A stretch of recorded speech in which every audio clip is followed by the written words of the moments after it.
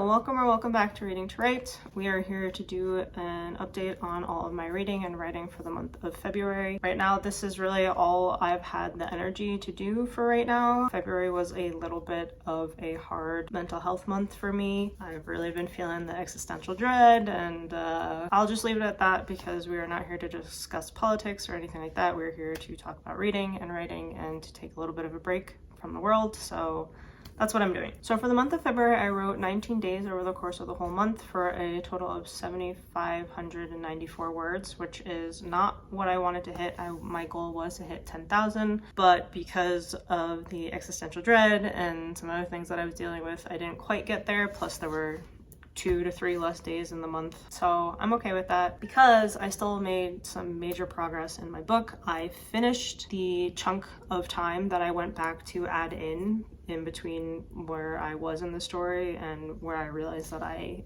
skipped 2 months in the school year, which is really exciting. It ended up being a total of 9 chapters and 28,925 words. So that is how much that I've written since I think I started writing this segment back in November, and I am so happy that I did, because the fact that I wrote this much in that 2-month span means that if I had waited to go back after I finished the first draft that I was already writing, I think I would have had a much harder and more discouraging time trying to add in this segment than what I just did. So I'm pretty happy with myself, and I'm really happy with the chapters that I came up with. I think that I really was able to like smooth out and expand on some character development and plot points that I think will be really meaningful for the story. I was also able to start editing the part that I had completed before I went back. Unfortunately, I only had to edit the first chapter of the 3 that I had been writing to fit with the new parts that I added in. So it really wasn't that intensive. I really only had to change like a couple things in the chapter that came right after to help it fit the timeline that we're in now. So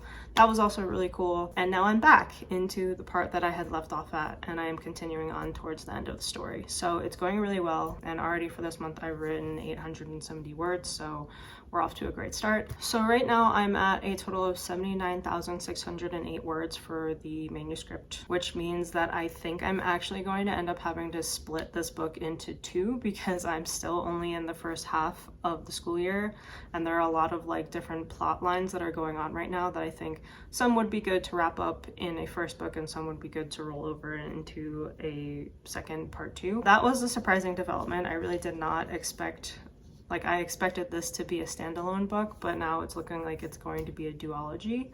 Where are you going? Hello?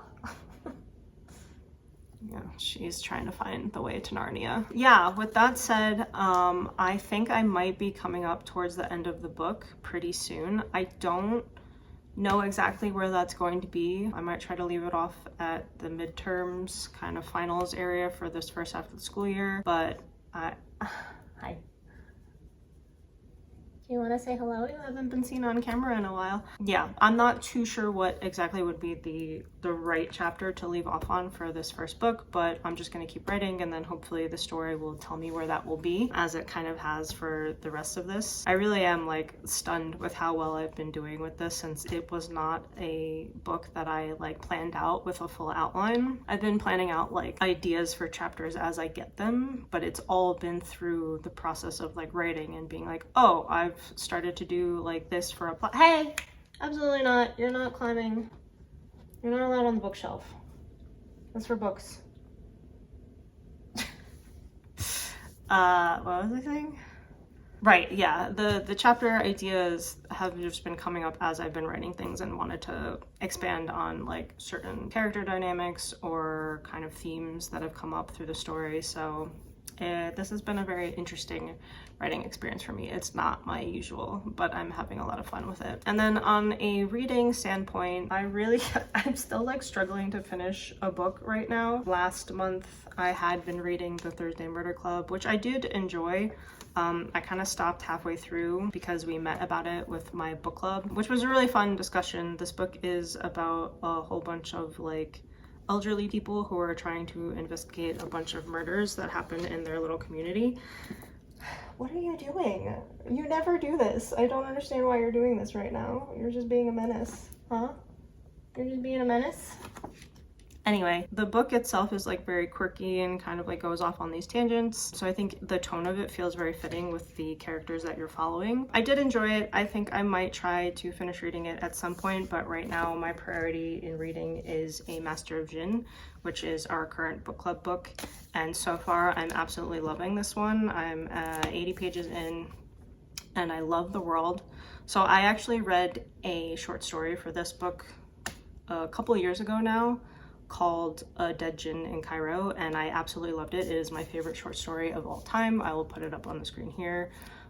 You can find it for free online, so I highly encourage you read it if you want to. A private investigator called Fatma, who is, she works for this kind of ministry that regulates supernatural creatures and monsters and that kind of stuff, and so they investigate crimes that have supernatural elements to it. And basically this is set in the 1920s Cairo, where the world was opened up to other dimensions that had supernatural creatures in it, like jinn and angels, which are actually kind of these like mechanical and light beings. It's very interesting.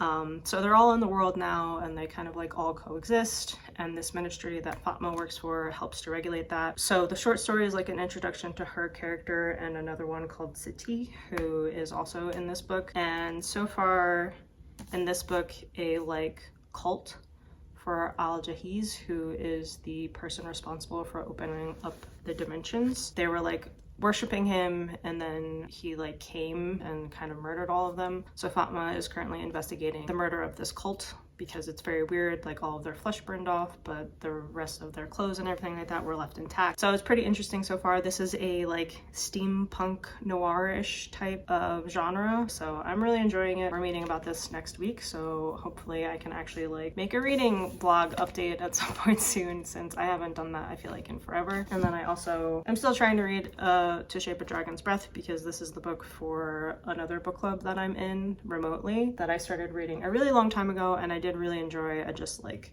kind of haven't picked it up since I left off the last time I was talking about it, which is annoying because I do have a vlog that I'm trying to film that I started like last year, so hopefully I will finish that as well this month, and then I'll have a couple of new videos that I can upload more quickly than I have been doing. Yeah, I guess that's it. That's all I really wanted to go over. Thanks for tuning in.